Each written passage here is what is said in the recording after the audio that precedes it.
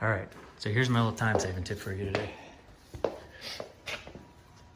Got my QuickJack, and I got it on the lower tick.